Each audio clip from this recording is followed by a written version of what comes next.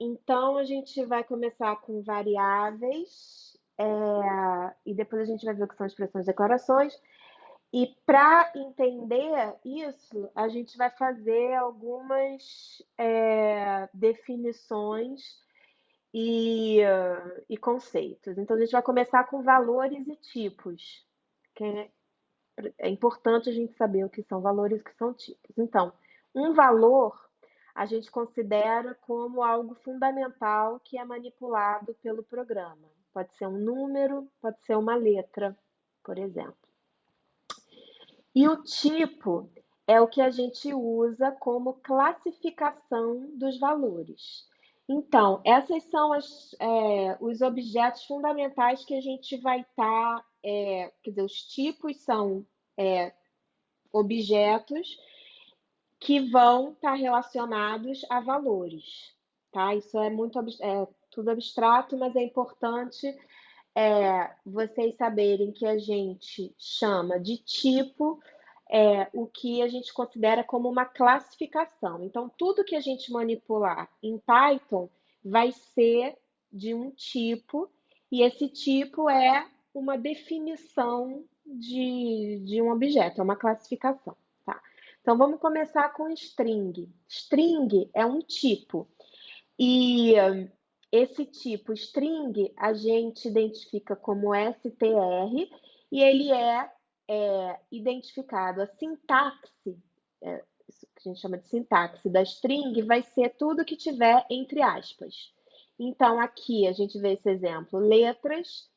Esse letras é um valor que é do tipo string, porque está entre aspas. Então, tudo que tiver entre aspas, a gente vai classificar como string. Então, o tipo vai ser string.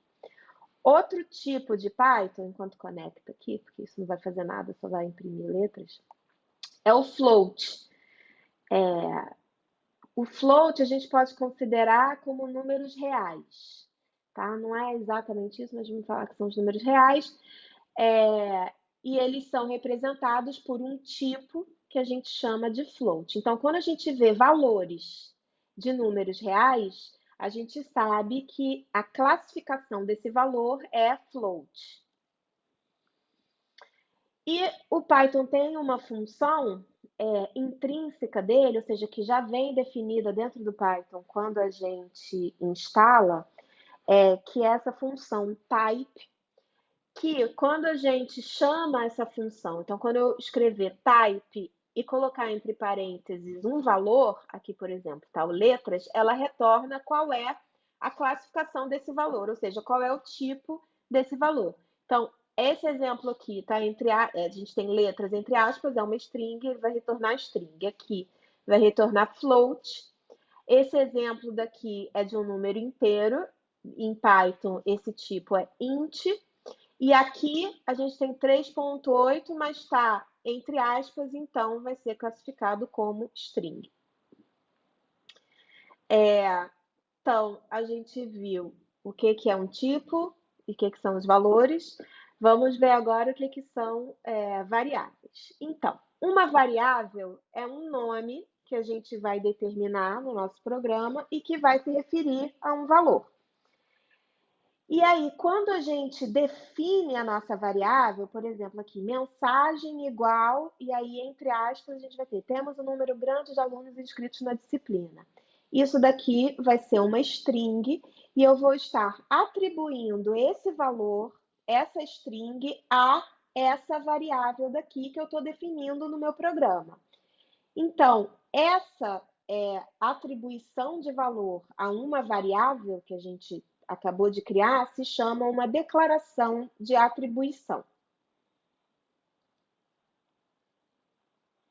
E aí vocês viram que a declaração eu rodei e não produziu nenhum output, porque, na verdade, a declaração é uma execução que o Python faz. E agora o que ele fez é que guardou na memória, associado a essa variável, o valor string. O valor que é essa string, do tipo string. Mesma coisa aqui, n alunos igual a 25, estou definindo uma variável n alunos e estou atribuindo a ela um valor que é igual a 25. Mesma coisa para pi, isso é uma declaração de atribuição, e aí a gente pode ver o tipo da variável mensagem é string, o tipo da variável n alunos vai ser int, e o tipo da variável pi vai ser float, tá? Então, agora que a gente aprendeu como criar uma variável, é bom a gente saber quais são os nomes de variáveis que a gente pode utilizar. Então, em geral, uma boa prática, isso para qualquer programa, em qualquer linguagem de programação, é utilizar um nome que seja sugestivo no seu programa. Como, por exemplo, aqui, a esse valor float daqui, eu atribuí o nome dei o nome da variável pi. Então, estou atribuindo esse valor a uma variável chamada pi, porque a gente sabe que é o valor de pi. Então, toda vez que a gente for escrever um programa, é interessante dar nomes sugestivos às nossas variáveis para facilitar a leitura do programa. Eu sempre falo para os alunos que quando a gente escreve os nossos programas, a gente acha que se der um nome exótico, é engraçado e que a gente sempre vai lembrar o que aquele nome exótico significa, mas na verdade é o contrário. Vocês, depois de escreverem centenas e centenas de programas, não vão mais lembrar o que era aquela variável que vocês criaram há 2 anos atrás.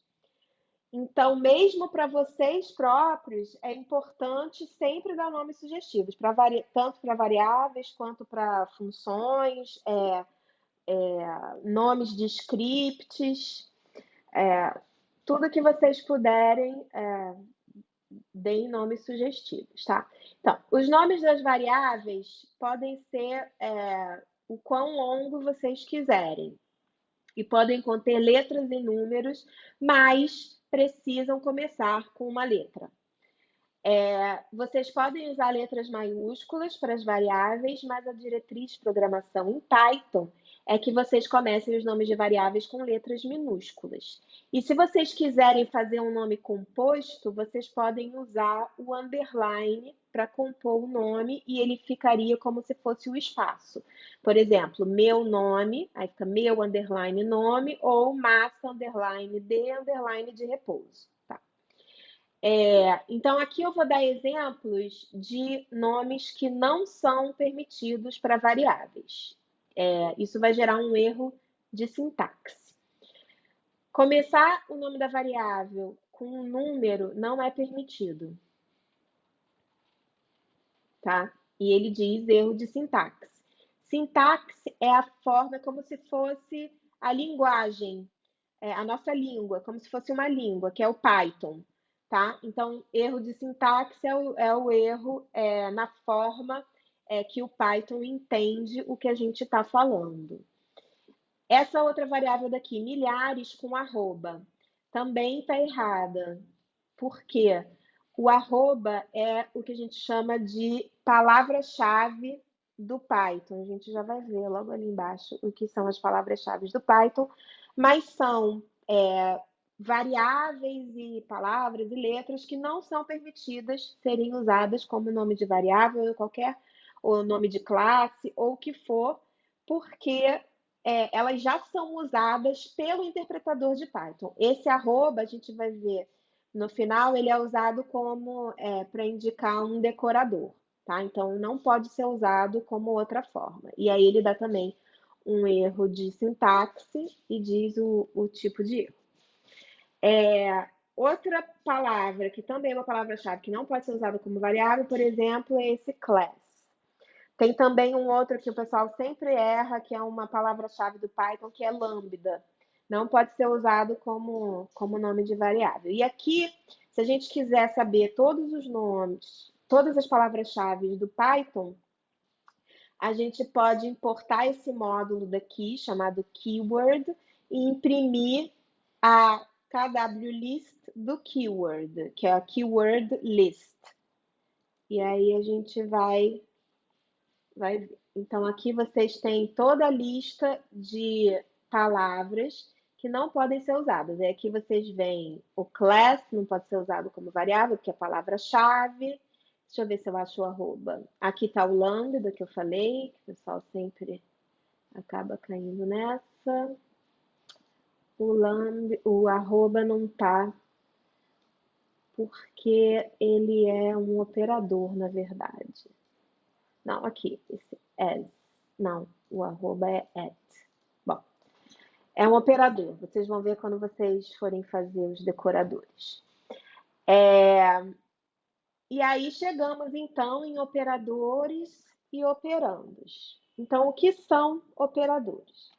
Os operadores, a gente pode dizer que são símbolos especiais que representam cálculos, como são operadores matemáticos, como, por exemplo, adição e multiplicação, divisão, subtração, enfim. E os operandos são os valores aos quais a gente vai aplicar o operador. Então, aqui uma lista de operadores: adição, subtração, divisão, multiplicação e potência.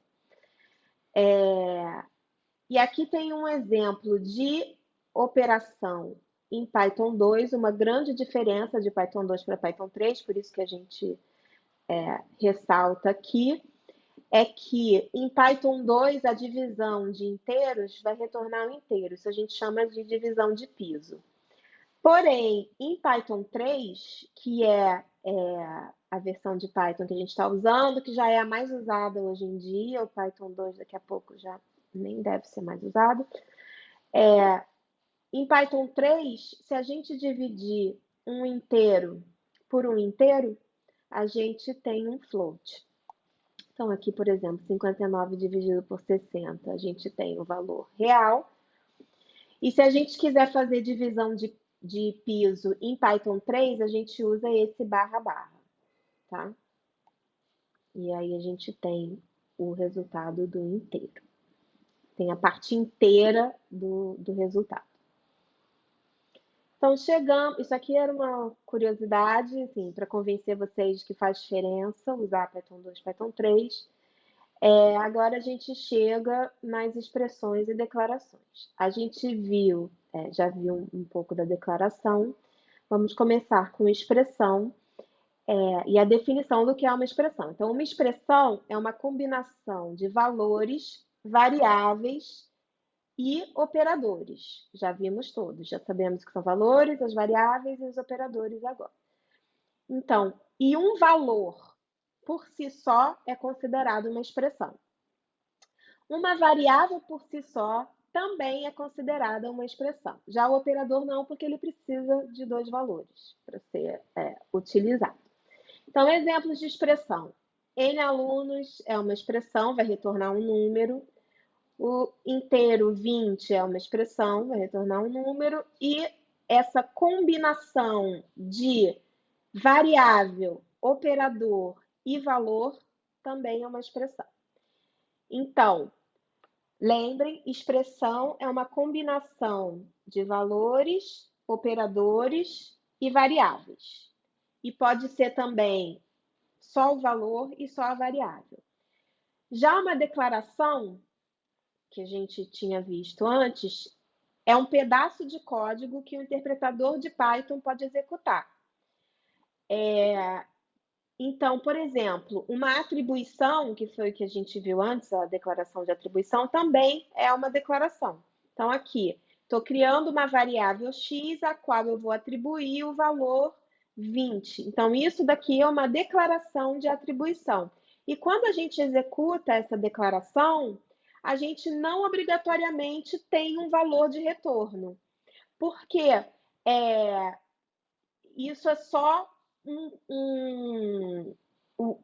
o código que a gente deu para o interpretador. Então, o que ele fez? Ele executou essa declaração e armazenou lá na memória que a variável x a gente tem atribuído o valor 20. A função print é uma declaração, porque a gente está chamando uma função. Então, print também é uma declaração, e essa retorna, porque é o que a função faz, tá? Então, quando a gente cria uma expressão, o interpretador vai calcular alguma coisa e vai obter um resultado, como por exemplo aqui, né, alunos mais 20.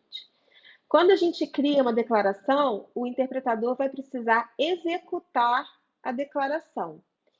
O que é executar a declaração? É atender ao comando da declaração. E, em geral, as declarações não precisam ter um resultado. A gente viu aqui dois exemplos, um em que a declaração não tem um resultado e o outro em que a declaração tem um resultado, que foi a chamada dessa função print. Ele executou uma declaração que foi chamar essa função print, tá? Eu vou deixar esse exercício para vocês. Bom, já está feito, na verdade, então vamos ver aqui, fazer como exemplo. Que é digitar as seguintes expressões e declarações no prompt, que no nosso caso vai ser a célula, e ver o que elas fazem. Então, 5 é uma expressão, porque é um valor, somente o valor, e a gente vê que ele retorna o valor 5. Isso daqui é uma declaração ou uma expressão? Esse x igual a 5? Alguém pode dizer? Precisam falar, porque eu não vejo o chat. Uma declaração? É uma declaração. E aí a gente não obrigatoriamente tem um valor de retorno, ele simplesmente executou um comando do Python, que foi atribuir o valor 5 à variável x, e essa daqui, x mais 1, isso é uma declaração ou uma expressão?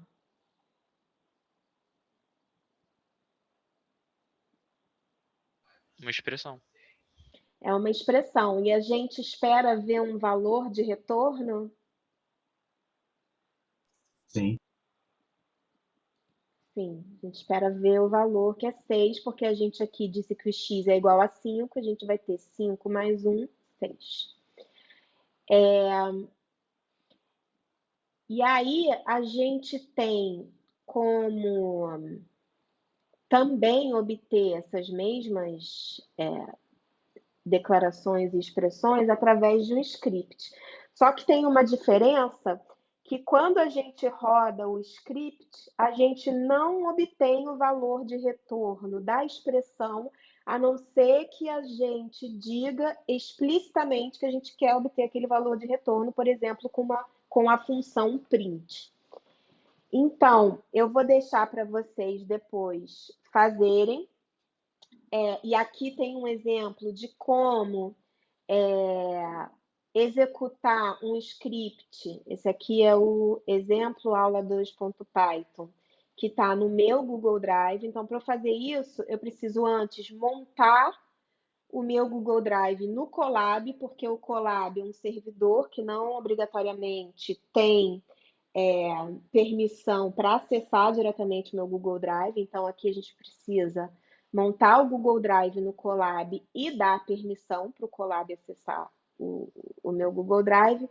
E depois, a forma de rodar um script é com esse comando daqui. Então, primeiro eu vou até o meu diretório, vocês vão colocar o diretório de vocês, obviamente. Vocês não vão conseguir permissão para montar o meu Google Drive no Colab de vocês. E depois vocês vão executar o script aqui dessa forma, tá? Vou deixar isso para vocês fazerem. Quem não conseguir, por favor, entre em contato com a gente ou tira dúvida na aula de dúvidas.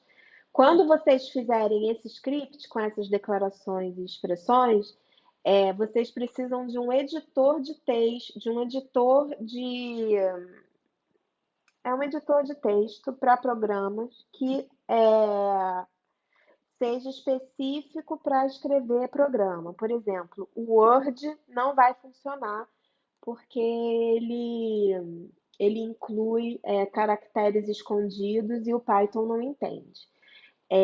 Para exemplos de editores de texto, eu vou deixar vocês procurarem editores de texto para Python, por exemplo, editores para Python, e usarem, tá? Então, vamos lá. Outra coisa que é interessante a gente saber é sobre a ordem das operações. A ordem das operações em Python vai ser a mesma convenção, a mesma ordem da convenção matemática. Ou seja, Python segue convenção matemática. Qual é a convenção matemática? Parênteses tem a prioridade maior, seguido de exponenciação, depois multiplicação e divisão, tá?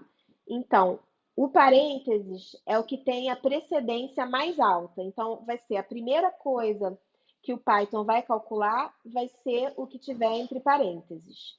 Depois do parênteses, ele vai executar o que tiver de potência, de exponenciação, multiplicação e divisão, e por último, adição e subtração, tá?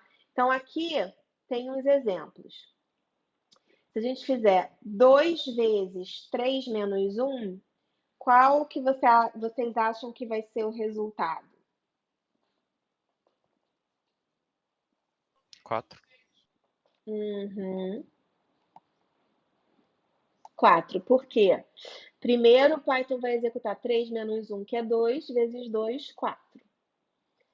E aqui? E aqui?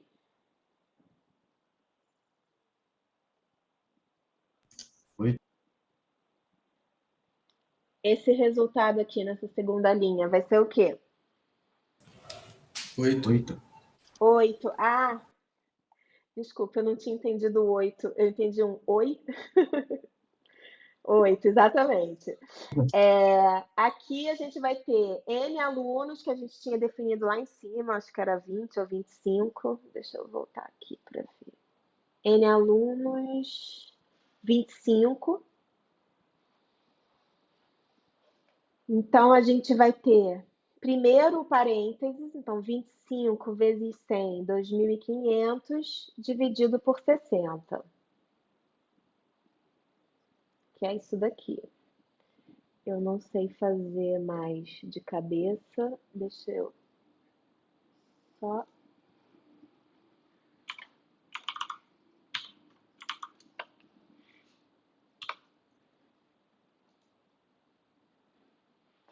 Isso.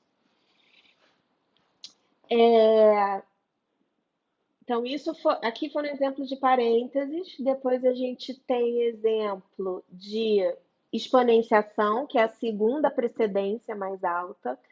Então, aqui vai ser 2 elevado a 1 mais 1. Isso aqui tem que ser 3. Aqui a gente vai ter 3 vezes 1 elevado a 3, que é 1. Então, isso tem que ser 3 também. E, por último, multiplicação e divisão, que tem a precedência maior do que adição e subtração. Então, aqui, 2 vezes 3, 6, menos 1, 5. E aqui, 6 mais 4 dividido por 2, 2, mais 6, 8. O meu conselho para vocês é, na dúvida, use sempre parênteses.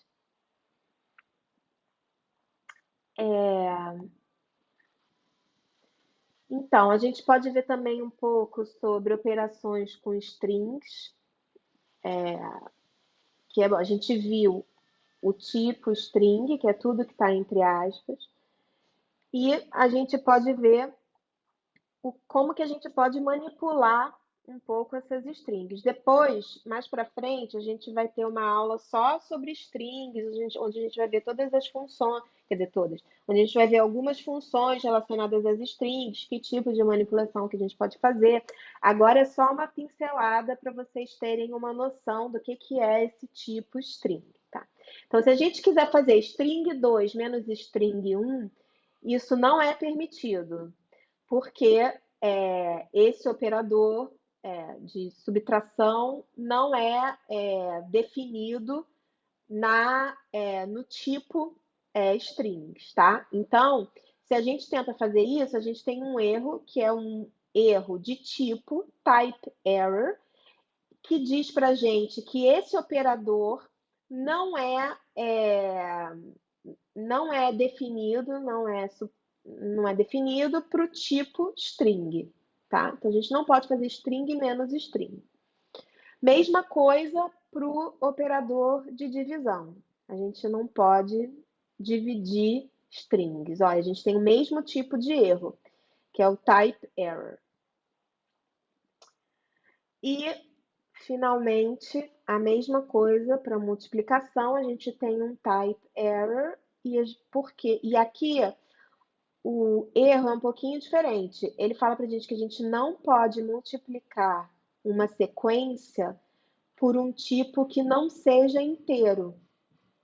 E por que esse erro é um pouco diferente? Porque, na verdade, a gente vai poder multiplicar string por um inteiro. Vamos ver agora. Mas antes a gente vai ver como que a gente pode somar strings. E a soma de strings a gente chama de concatenação. Então, aqui vou criar uma variável. Então, isso é uma declaração de atribuição. Estou atribuindo a string mundo, a variável primeira frase. Estou atribuindo essa string, vírgula, espaço, vasto mundo, à variável segunda frase. E vou imprimir primeira frase mais segunda frase. Então, a gente tem mundo, e vírgula, espaço, vasto mundo. Então, isso daqui a gente fez uma concatenação de string. Isso é bem útil. Com certeza vocês vão usar dessa. A gente também tem esse operador de multiplicação que a gente pode aplicar a string multiplicando por um inteiro. Então, aqui, se eu fizer a string mundo vezes 4, a gente vai ter mundo. Tudo junto, porque eu não botei espaço. Posso até botar um espaço aqui para ficar mais bonitinho.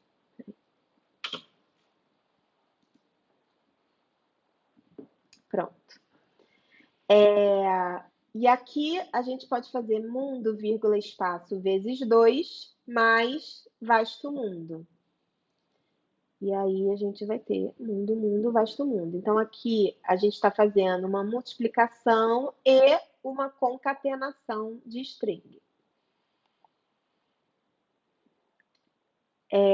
Comentários. É importantíssimo. Qualquer programa ou exercício ou script que vocês forem fazer, é importantíssimo que vocês comentem. Agora, é interessante que vocês não façam comentários desnecessários. Por quê? Se o programa estiver cheio de comentário redundante, desnecessário, vai ficar um programa super cheio e acaba atrapalhando, porque se a gente tem um monte de comentário que não serve para nada, depois de um tempo a gente não vai mais ler os comentários. E aí pode perder comentários importantes. Então, é importante fazer esse exercício de só colocar, né? Isso realmente é um aprendizado também. À medida que vocês forem programando, vocês vão ver que tem certos comentários que são desnecessários, que a pessoa pode entender o programa sem aquele comentário. Então, aqui tem um exemplo de comentário de programa com comentário útil e comentário inútil.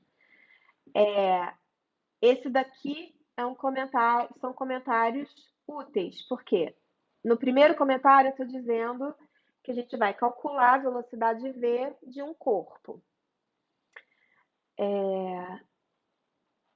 Na primeira linha, a gente está atribuindo o valor 100 à variável s, e aqui eu estou dizendo que essa é a distância em metros. A gente podia também só ter colocado metros, mas isso é interessante para saber a unidade. E a mesma coisa para o tempo, tá? E a gente imprime o valor da velocidade. Vou rodar isso aqui só para... Agora, aqui temos um exemplo de comentário inútil. A gente tem S igual a 100 e eu comento, atribui o valor 100 a S. Sim, mas já é isso, né? Então, esse é um exemplo de comentário redundante que acaba se tornando inútil e pode acabar deixando o programa muito confuso. A escolha de bons nomes de variáveis também diminui o número de comentários. A gente pode simplesmente colocar um comentário aqui dizendo: calcula a velocidade em metros por segundo de um corpo. E aí a gente vai ter distância igual a 100, tempo igual a 10 e velocidade vai ser distância sobre tempo. Tá? Então, a gente já fez agora um pouco de debugging, quando eu mostrei para vocês as operações com strings, mas é importante ressaltar que os erros de sintaxe são muito importantes da gente aprender a identificar e prestar atenção a esses erros. Então, o que a gente viu até agora, que vai ser o mais comum que vocês vão fazer nesse estágio, são os erros de sintaxe. E provavelmente vão ser nomes de variáveis ilegais ou não permitidos, por exemplo, class, que eu mostrei lá em cima, esse hífen não é permitido em nome de variável, outros caracteres que não são permitidos. E isso é importante a gente saber identificar. Então, aqui tem um exemplo de nome ruim de variável. Alguém sabe me dizer por que esse nome de variável é ruim? Porque tem espaço entre os nomes. Exatamente, tem espaço entre os nomes. O Python não identifica isso como um nome único de variável e diz, ó, sintaxe inválida. E aponta mais ou menos onde que está, mas é que são muitos espaços. E ele reconhece isso daqui, variável igual a 5, mas todo o resto aqui ele não vai reconhecer. Tá? Então, as mensagens mais comuns que vocês vão ver vão ser syntax error, que sintaxe, que é sintaxe inválida, e o syntax error de token inválido. Mas, bom, são erros de sintaxe, tá? A gente tem também, como outro tipo de erro, o erro de execução, que é a tentativa de uso de uma variável, um exemplo dele é a tentativa de uso de uma variável antes de atribuir um valor. Ou seja, o programa começa a rodar, é executado até que chega nesse erro de execução e não consegue mais seguir em frente.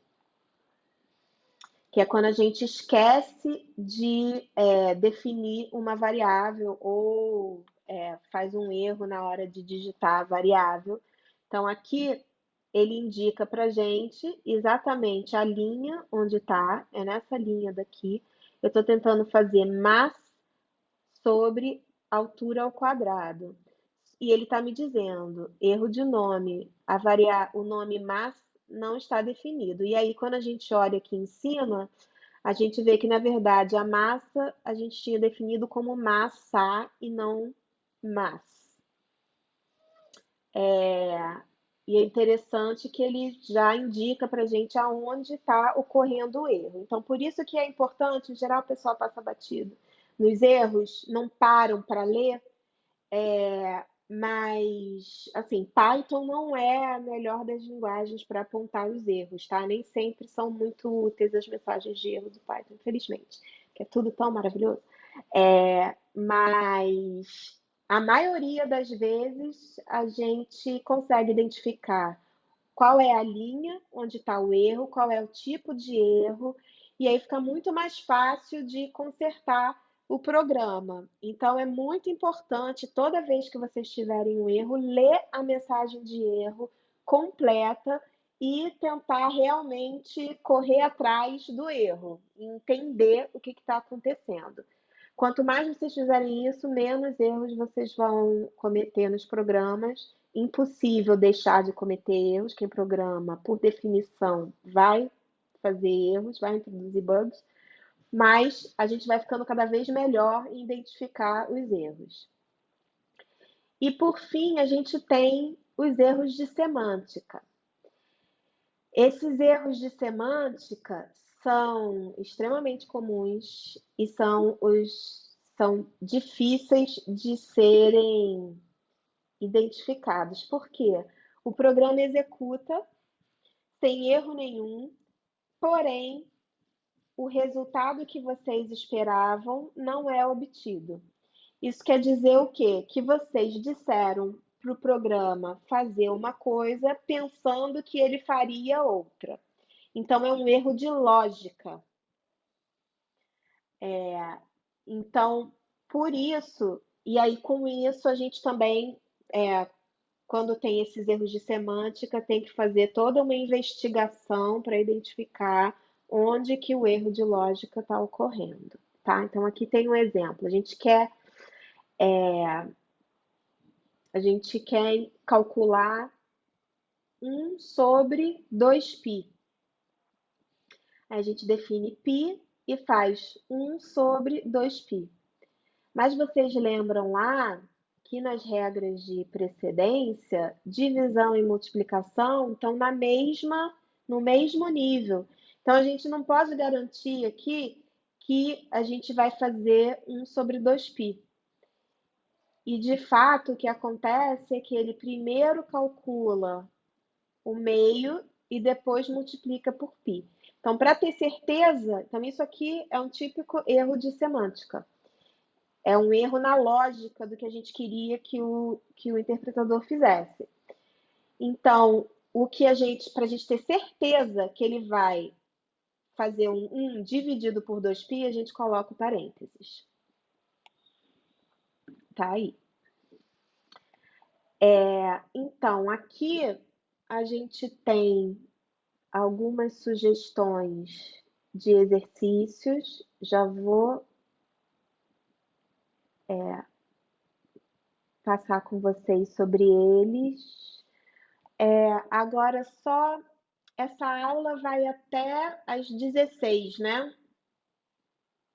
Acho que é. Isso.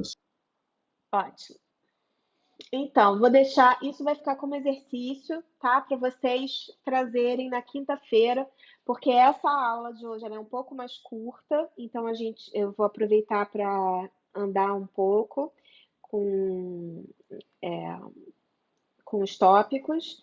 E aí, a aula de quinta, como tem um tempo a mais, a gente pode fazer, vocês vão poder fazer os exercícios e trazer as dúvidas.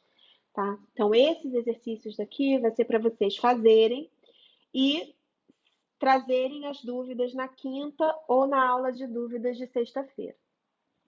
Então, o primeiro exercício é: considere as seguintes declarações e atribuições. Aí tem essas declarações de atribuições, e para cada uma das expressões a seguir, escreva o valor das expressões e o tipo do valor da expressão. Então, aqui,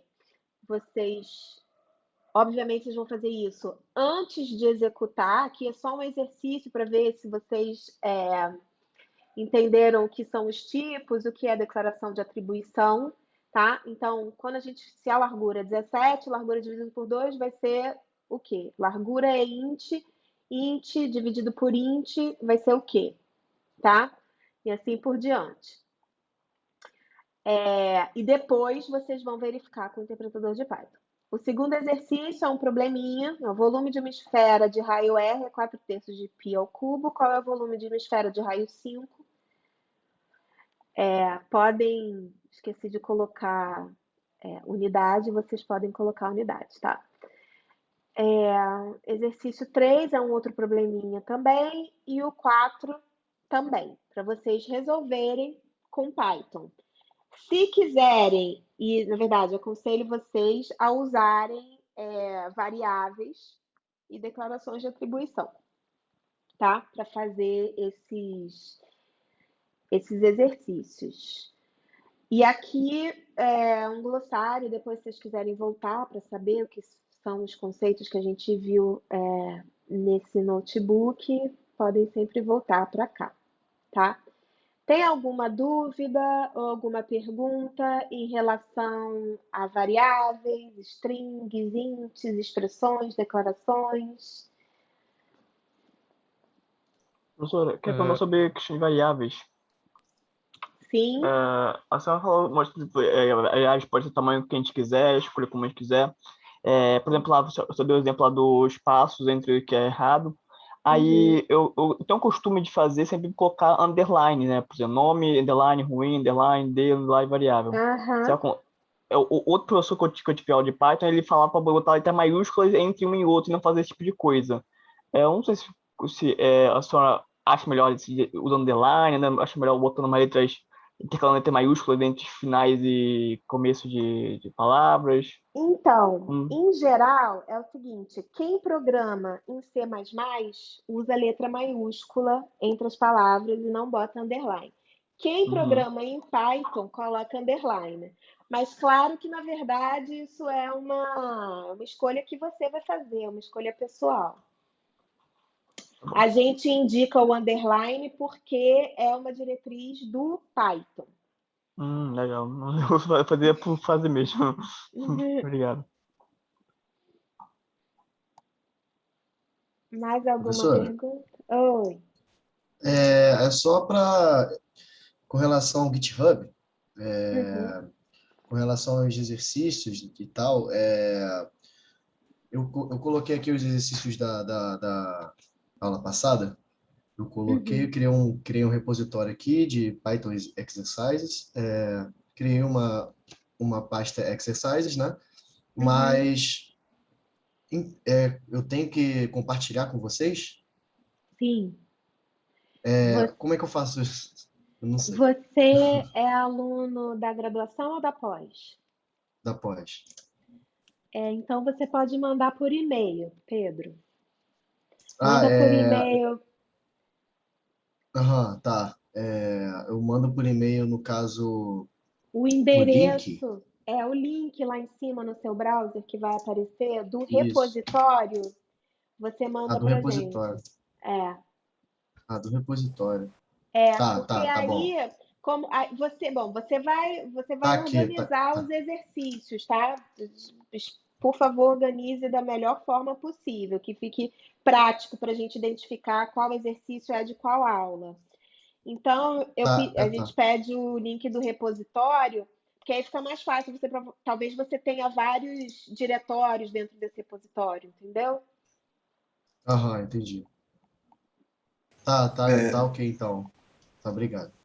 Nada. Eu tenho uma dúvida. Eu sou também de fora da graduação, mas eu tenho acesso ao AVA. E lá, pelo que eu vi, tem uma parte que é para colocar o link. Então, eu posso colocar por lá? Pode. Pois é, eu esqueci de perguntar para o Pedro também, porque, Pedro, se você for da UERJ, Tem essa opção também.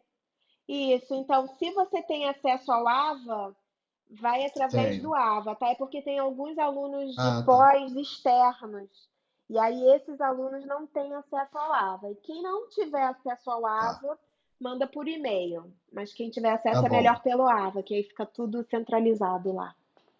Tá bom. Eu posso botar, então, por exemplo, vou botar exercício 1 como aula 1, exercício 2 como aula 2 e assim sucessivamente. Pode ser? Ótimo. Tá bom, então.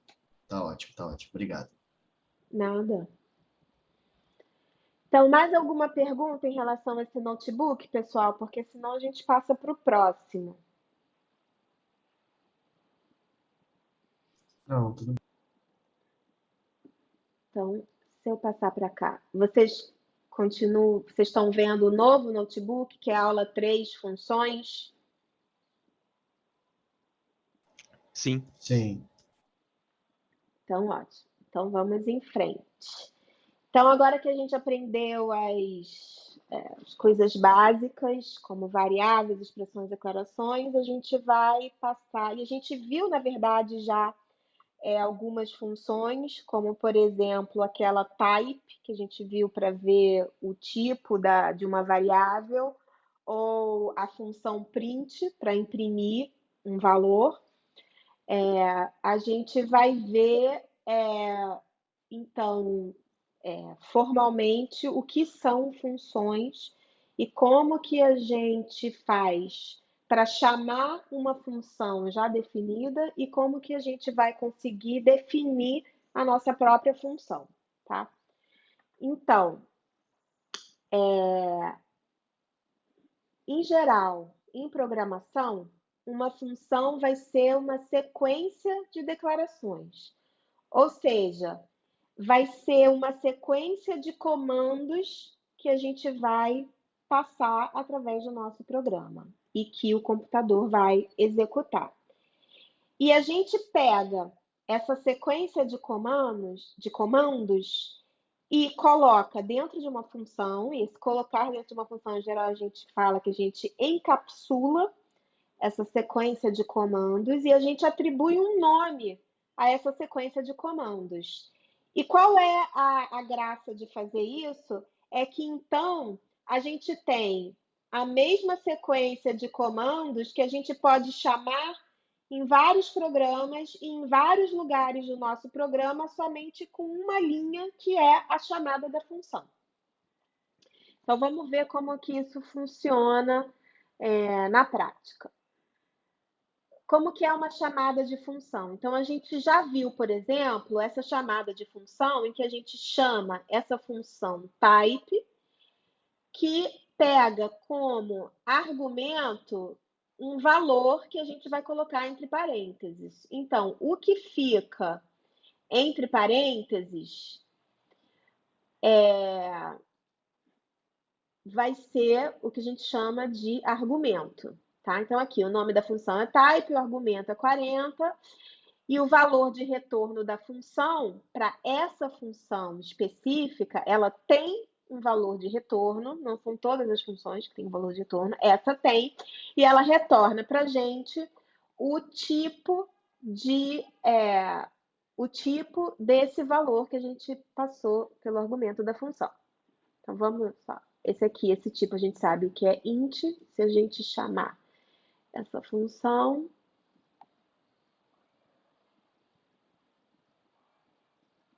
Tá conectando, conectou, e ele retorna o valor int, tá? A gente tem algumas funções que a gente chama de funções de conversão de tipo, que são funções que já são internas do Python, que é como a função type, elas já vêm definidas junto com a instalação do Python, junto com o interpretador. E essas funções de conversão de tipo, elas convertem os valores de um certo tipo para outro. A gente chama isso também de casting.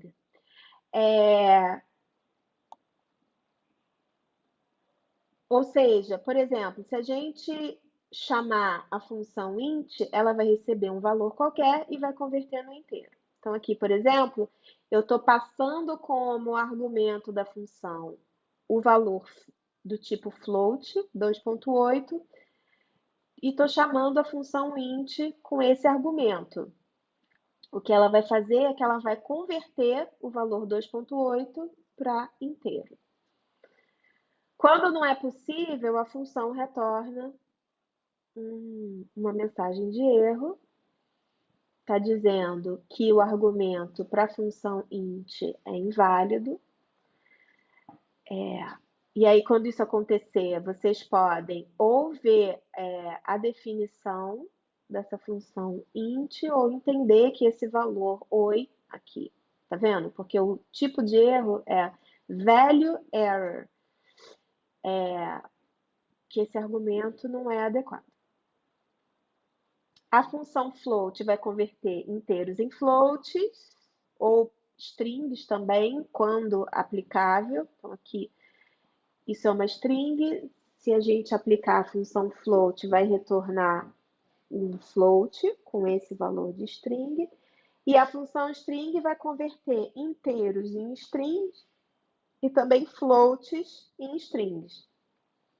Como que a gente sabe que é string? Porque está entre aspas, tá? A gente tem também algumas funções matemáticas. A gente já viu esse módulo de matemática, a Clemência mostrou na aula passada alguns exemplos. A gente pode importar esse módulo de matemática. Então, quando a gente faz import mass, a gente está importando uma série de programas e funções e variáveis, tudo definido nesse módulo chamado mass. E quando a gente quiser usar alguma função desse módulo, a gente vai fazer mass ponto o nome da função ou o nome da variável, tá? Então, quando a gente importa esse módulo mass, isso aqui é uma declaração, e essa declaração vai criar um objeto de módulo. Em Python, a gente está sempre trabalhando com objetos, tá? Então, essa declaração vai criar um objeto de módulo, porque esse mass é um módulo, que vai se chamar mass.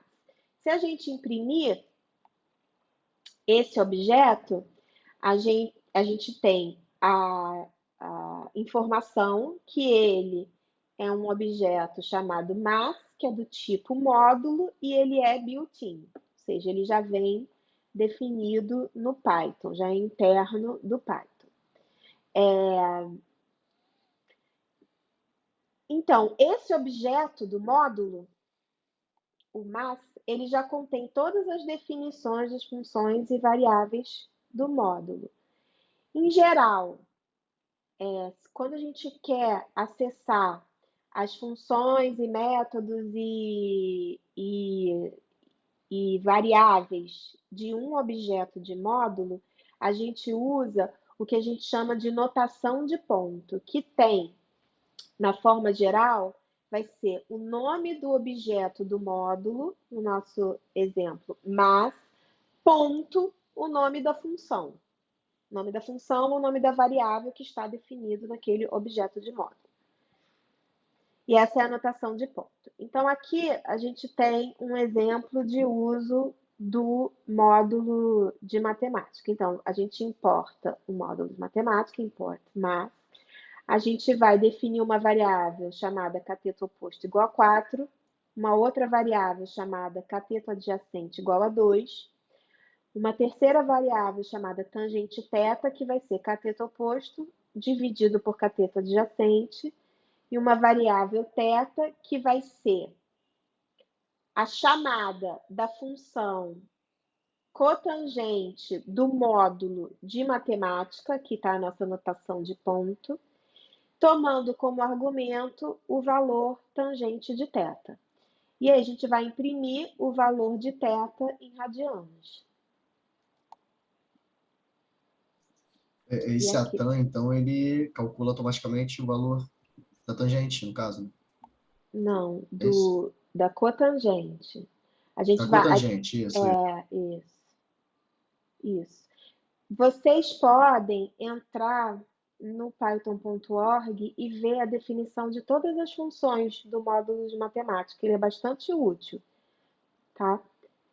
E aí agora a gente tem o valor do ângulo θ em radianos, e a gente tem uma outra função definida no módulo de matemática, então a gente vai chamar essa função degrees, definida no módulo de matemática, tomando como argumento o ângulo θ.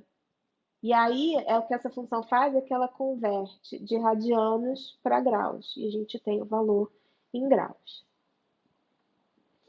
A gente podia também, então, na verdade, o que essa função faz, provavelmente é uma linha, tá? A gente pode fazer, é fácil de fazer. Então, a gente pode verificar que o que ela retorna é o que é de fato, tá?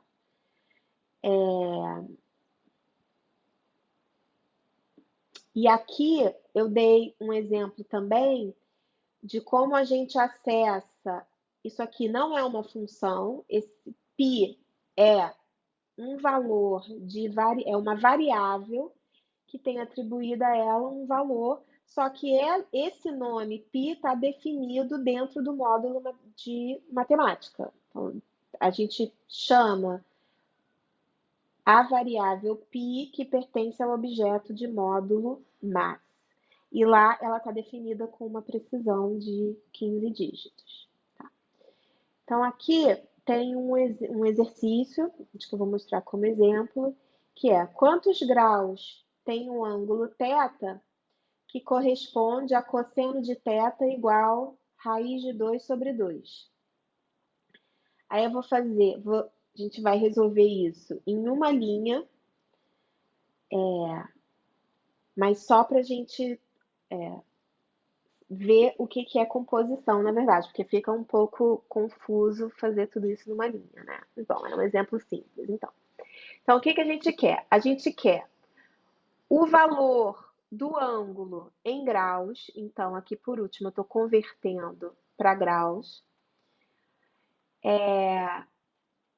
e eu vou pegar o valor do ângulo que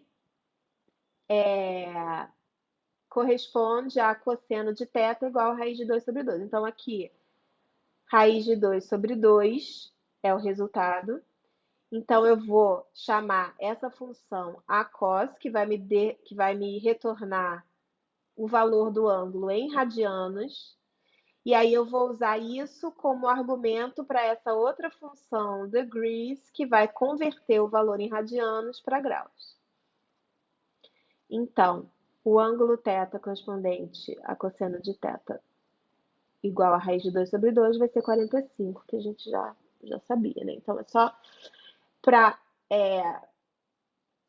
mostrar para vocês que a gente pode usar como argumento da função uma chamada de outra função. E essa chamada aqui de outra função, na verdade, é uma outra chamada de uma outra função. Isso a gente chama de composição, que é um recurso super útil. Então, um dos recursos mais úteis das linguagens de programação é a capacidade de usar esses blocos de construção pequenos e compô-los. Isso aqui a gente pode chamar de um bloco de construção. Tá? Então, por exemplo, o argumento de uma função pode ser qualquer tipo de expressão, incluindo operadores aritméticos. Então, aqui eu dou um outro exemplo. A gente está criando uma variável x, que vai ser o seno de θ graus, que é aquela variável que a gente definiu lá em cima, dividido por 360 vezes 2π. Então, esse seno daqui, isso aqui é uma função que está pegando como argumento tudo isso daqui, que é uma expressão, tá? Isso a gente chama de composição, que em geral a gente poder usar como argumento da função qualquer expressão. E a gente pode também chamar outras funções, que foi o que a gente viu lá em cima. Pegar o seno do ângulo θ em radianos. E aqui, em quase todo lugar é possível usar um valor. Em quase todo lugar em que é possível usar um valor, também é possível usar uma expressão arbitrária. Mas agora, o que a gente tem que lembrar é que do lado esquerdo de uma declaração de atribuição, a gente deve sempre ter um nome de variável. Então, aqui a gente está atribuindo o valor 2 à variável horas. Aqui, horas vezes 60, a gente está atribuindo a minutos. Porém, se a gente quiser fazer horas vezes 60 igual a minutos, a gente vai ter um erro, porque isso não é permitido pelo Python. A sintaxe correta deve ser a gente atribuir deve ser essa daqui, a gente vai atribuir a variável minutos o valor, a expressão hora vezes 60. Professora, Oi. a senhora está falando sobre bloco de construção, fazendo várias operações em uma só atribuição. Eu tenho um costume meio mal de fazer uns blocos de construção bem gigantes, com mais de 20 ações. Aí, eu curto uma coisa minha de escrever alguns códigos, e acaba que escrever sempre, a forma fica um pouco grande, né? A senhora se impede que a gente sempre detalhe um pouco mais esse bloco de construção ou fazer mais atribuições em vez de fazer Com operações em uma só? certeza, Porque com eu certeza. tenho costume de fazer bastante isso, meu. Mas aí, se você fizer esses blocos imensos, fica muito complicado de entender. O melhor é quebrar em várias declarações esses blocos, inclusive porque se tiver algum erro de sintaxe ou um erro de lógica, vai ficar muito difícil de encontrar. Muito bem.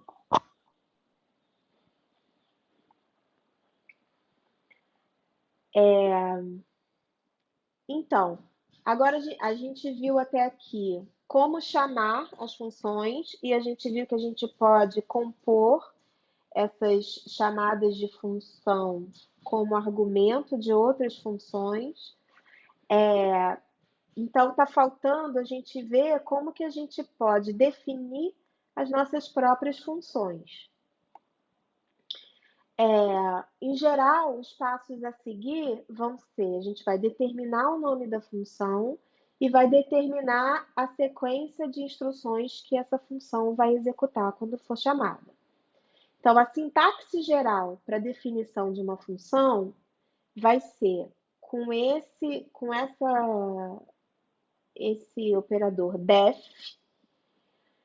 e o nome da função com parênteses. Entre parênteses vai ter o argumento da função, pode estar vazio se a função não tomar nenhum argumento, 2 pontos.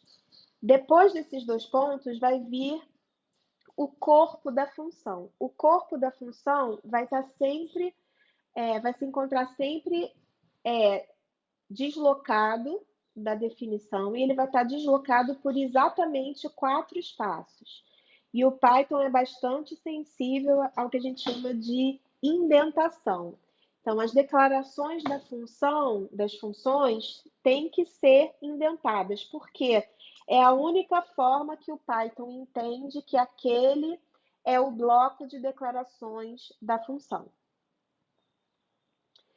Então, no corpo da função, a gente vai ter, aqui eu só tenho uma variável que eu estou chamando de declaração, que vai ser uma string, onde eu digo, esse é o corpo da função, é onde são feitas as declarações da função. Tá? Vamos ver um exemplo de função. Uma coisa que ficou faltando aqui, eu acho que eu vou até já adicionar, porque senão eu acabo esquecendo sempre. Deixa eu... Senão fica incompleto depois. A gente vai ver um pouco mais para frente, mas as funções podem também retornar um valor. E isso vai fazer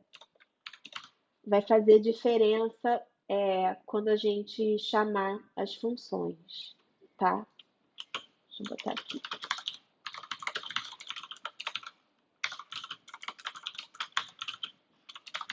Pronto.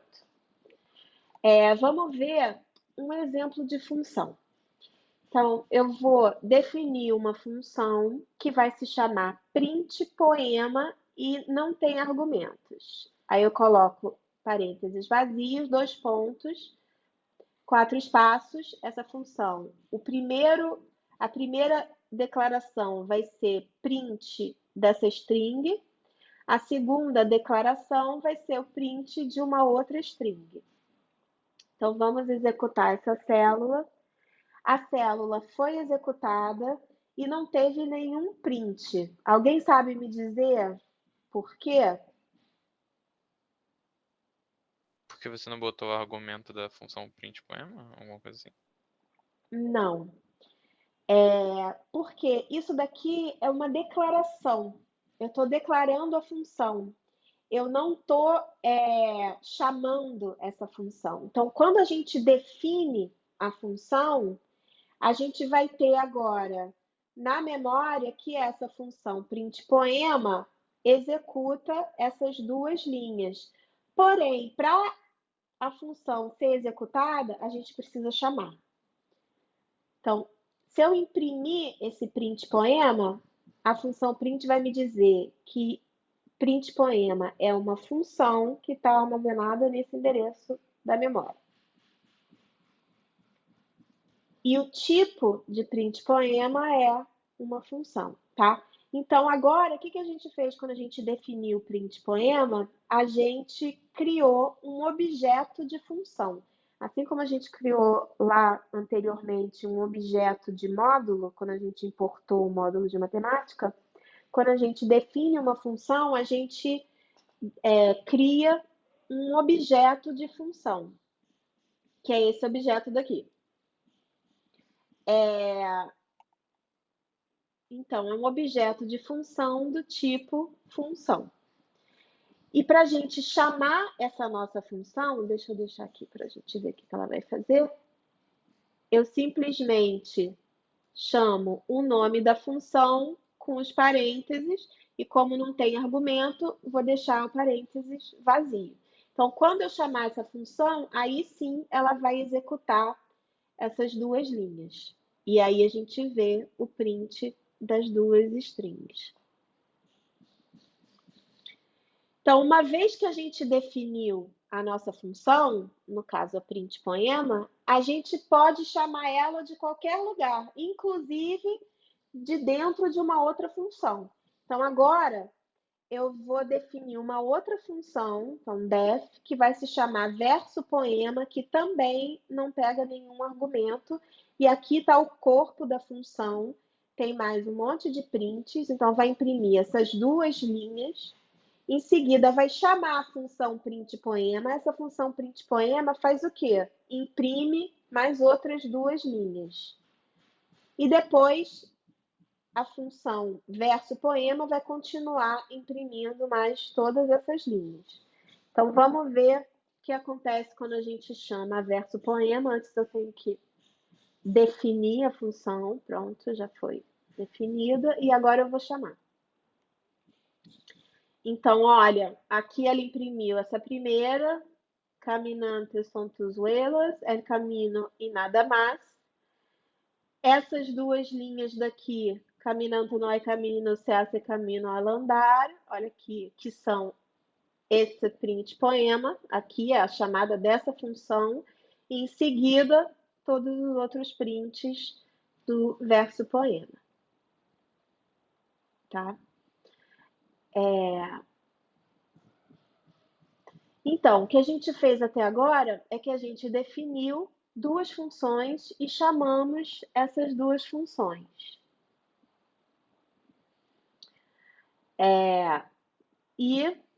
Então aqui é print poema e é verso poema, e daqui chamamos a verso poema, isso é exatamente igual ao que a gente fez. E isso aqui poderia estar dentro de um programa, e esse programa contém, né, duas definições de função, uma que é print poema, outra que é a verso poema, e as definições dessas funções são executadas como as outras instruções e criam objetos de função. As instruções, que são as declarações dentro da função, só são executadas quando a gente chama a função. Então, aqui a gente só viu isso porque a gente tinha o verso poema, a gente está chamando essa função verso poema aqui. Se eu comentar a verso poema, a gente não vai ter mais nada como output. Então, ó, eu rodo novamente, não sai nada como output, porque quando eu faço isso, eu só estou definindo as funções, estou criando dois objetos de função, um print poema e outro verso poema. A gente só tem o output quando a gente chama pelo menos uma das funções.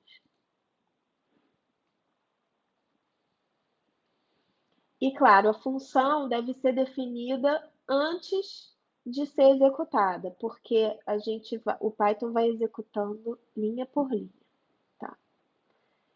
Então, sobre funções, a gente vai parar aqui. Na próxima aula vão ter mais tópicos sobre funções. Se eu não me engano, vocês vão ver funções com valor de retorno. Eu vou pedir para vocês fazerem, além dos exercícios do notebook, vocês vão ver que são parecidos, na verdade é quase a mesma coisa.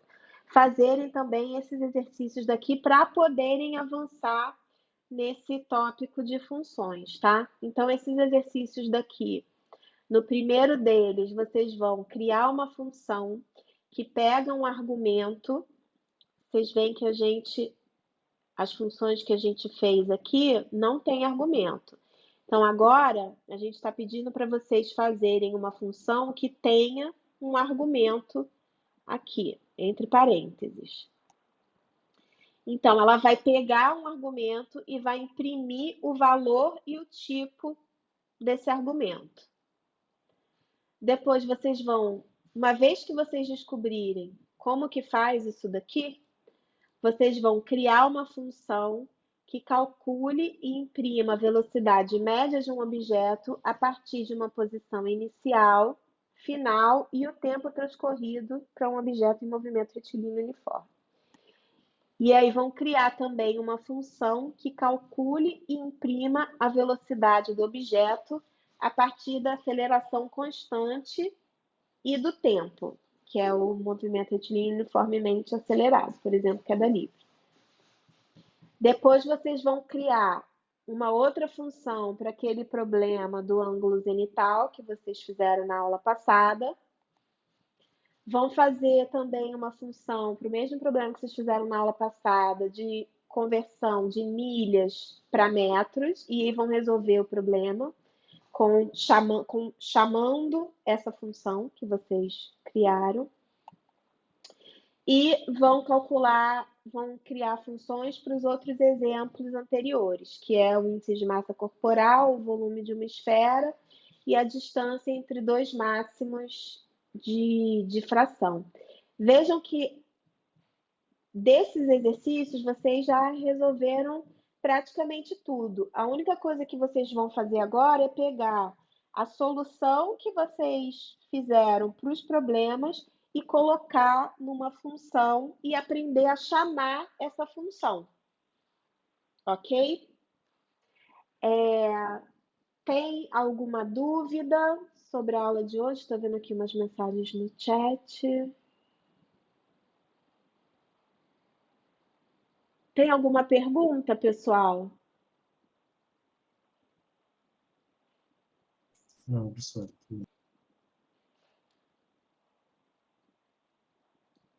Tá bom, eu estou lendo aqui.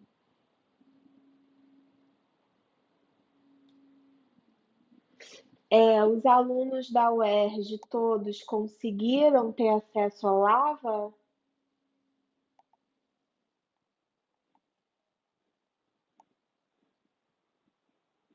Matheus, eu acho que você está lá no AVA. Você tem acesso.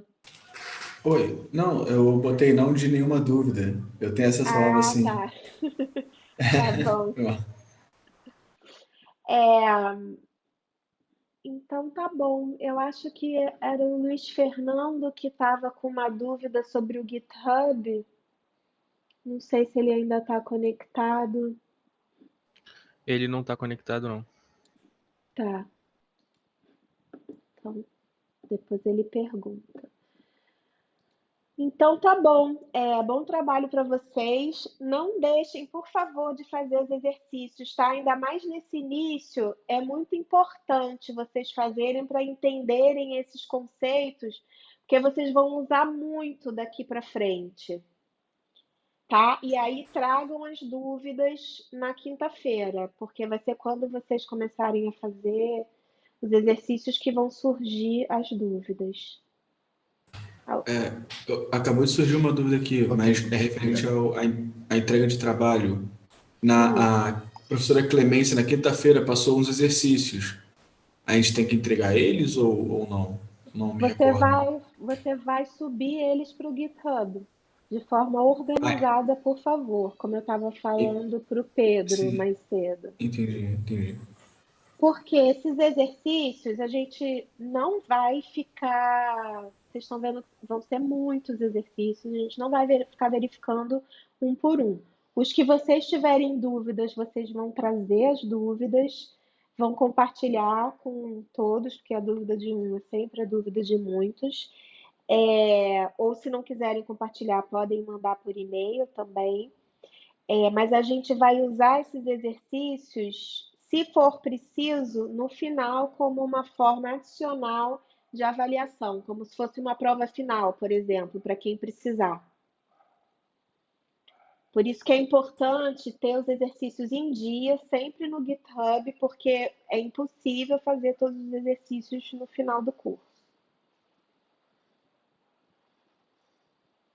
Ficou claro? Ok. Entendi, obrigado. Professor, pra gente compartilhar para vocês esses exercícios, é só botar no nosso repositório de forma organizada e é isso, né? E é isso, Ou exatamente. ah, E aí, também. se vocês tiverem uma dúvida específica que vocês não estão conseguindo resolver, ficaram empacados, vocês podem mandar o link do notebook no GitHub de vocês, ou se quiserem mandar o link do notebook no Drive, vocês mandam o link e falam, ó, tô com uma dúvida aqui nesse ponto, não estou conseguindo passar, assim, Tá, tudo bem, obrigado. nada. Obrigado, professor. Até quinta-feira. Então tá Até bom, quinta-feira, professor. até quinta.